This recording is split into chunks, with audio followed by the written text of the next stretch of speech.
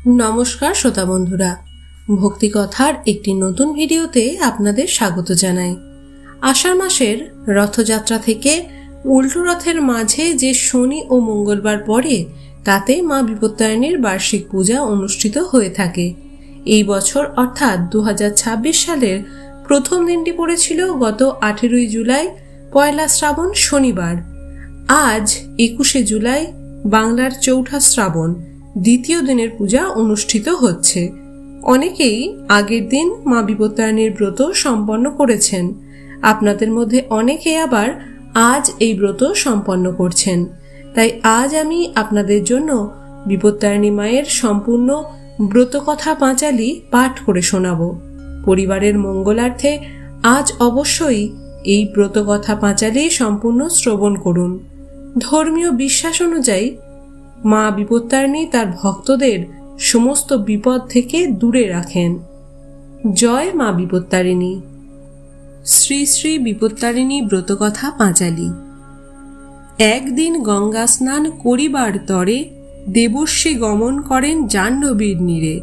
তথা তীরেতে বসি দেব কন্যাগণ জিজ্ঞাসিলে ঋষিবরে করিয়া দর্শন। বিল্লপত্র ধান্য দুব্বা পুষ্প রাশি রাশি কোথা হতে আসে দেব যাইতেছে ভাসি। প্রতিদিন হেথা মোরা স্নান করি যাই, কোনোদিন এই রূপ দেখিতে না পাই। ত্রিকালজ্ঞ হও তুমি ওহে ঋষিবর, তুষ্ট করো দিয়া তুমি প্রশ্নের উত্তর। নারদ বলেন সবে শুনো মন দিয়া, বলিতেছি সব আমি বিস্তার করিয়া। সৃষ্টি স্থিতি লয় হয় কটাক্ষেতে যাঁর, তাহার স্বরূপ বর্ণনে শক্তি আছে কার। অনন্ত স্বরূপ তার অনন্ত মহিমা, কে পাইবে বল তার মহিমার সীমা। ভিন্ন ভিন্ন রূপ ভিন্ন পূজার বিধান, ভিন্ন ভিন্ন রূপ দিয়া করে ভক্তের ত্রাণ। দুই তিন লীলা তার করিব বর্ণন, মন দিয়া সবে তাহা করহ শ্রবণ। দুর্গা রূপে যেইভাবে সুরত রাজায়, রক্ষা দেবী করে এরে বর্ণ আমি তাই। পরম ধার্মিক রাজা সুরত রাজন, চন্দ্রবংশে জন্ম তিনি করেন ধারণ। শত্রুগণ তার রাজ্য করিল হরণ, গোপনে করেন তিনি অরণ্যে গমন। তথায় বেধস মুনি তারে মন্ত্র দিল, দুর্গা রূপ ধ্যান করি দেবীকে তুষিল। তুষ্ট করি নিপতিরে দিলা দেবী বর, বর পেয়ে রাজা অতি প্রফুল্ল অন্তর। নিজ শত্রুগণে করি সমূলে সংহার, নষ্ট রাজ্য পাইলেন তিনি পুনর্বার। মঙ্গল চণ্ডিকার রূপ করিয়া ধারণ, জেলীলা করিলা দেবী শুনহ এখন। সদাগর ছিল নাম ধনপতি, ললনা খুল্লনা তার দুইটি যুবতী। খুল্লনার প্রতি স্বামী ছিল প্রতিকূল, স্বামীর ভয়েতে ধনী সর্বদা ব্যাকুল। মঙ্গল চণ্ডিকা দেবী করি আরাধন, স্বামীকে আপন বশে করে আনয়ন। তৎপর বাণিজ্যে যাত্রা করে সদাগর, খুল্লনাকে বলে তথা আসিতে সত্তর।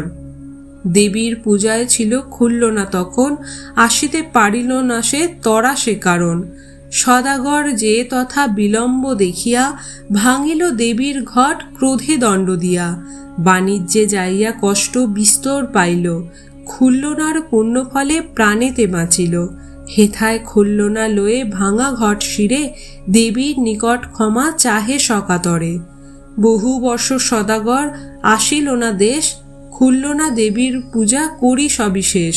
সীমন্ত বালক পুত্রে নৌকা আরোহণে, পাঠাইয়া দিল স্বীয় পিতৃ অন্বেষণে।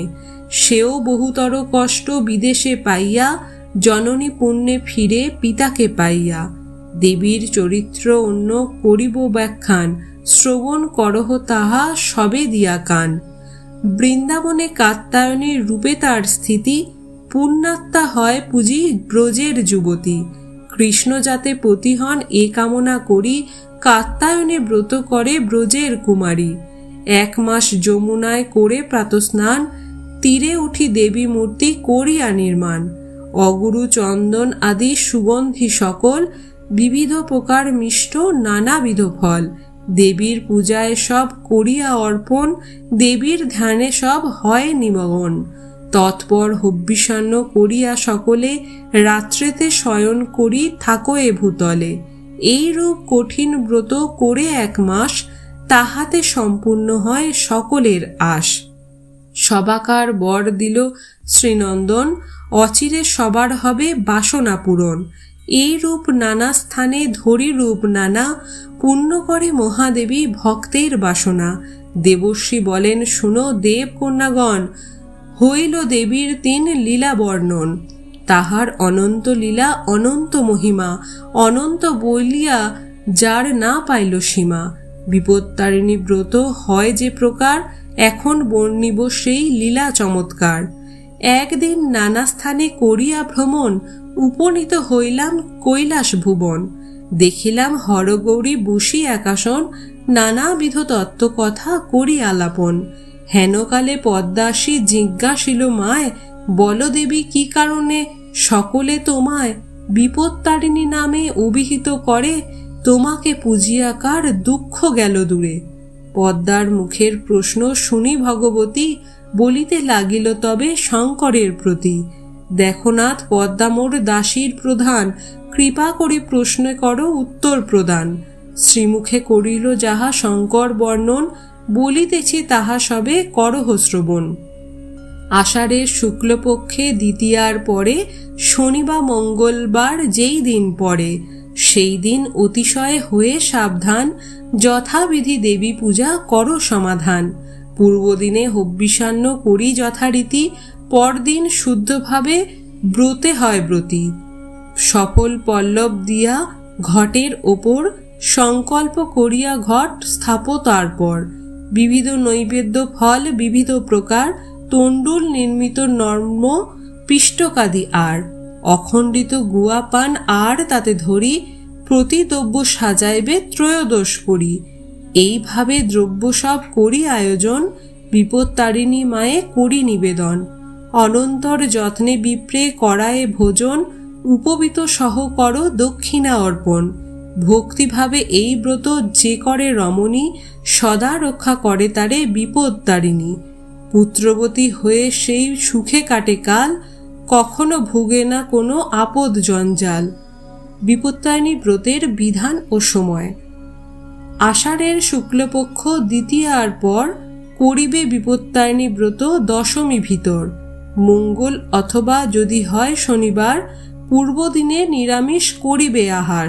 প্রভাতে উঠিয়া স্নান আদিকারী, ভক্তি মনে তৎপরে সংকল্প আচরি। আম শাখা সহ ঘট স্থাপন করিয়া, নৈবেদ্য আর নানাবিধ ফল আদি দিয়া। পৈতা নৈবেদ্য আর বিবিধ পৃষ্ঠক, তাম্বুলাদি ফল রাখি পৃথক পৃথক। ত্রয়োদশ স্থানে ভোজ্য দানিবে যতনে, উপবিত সহ ভোজ্য দানিবে ব্রাহ্মণে।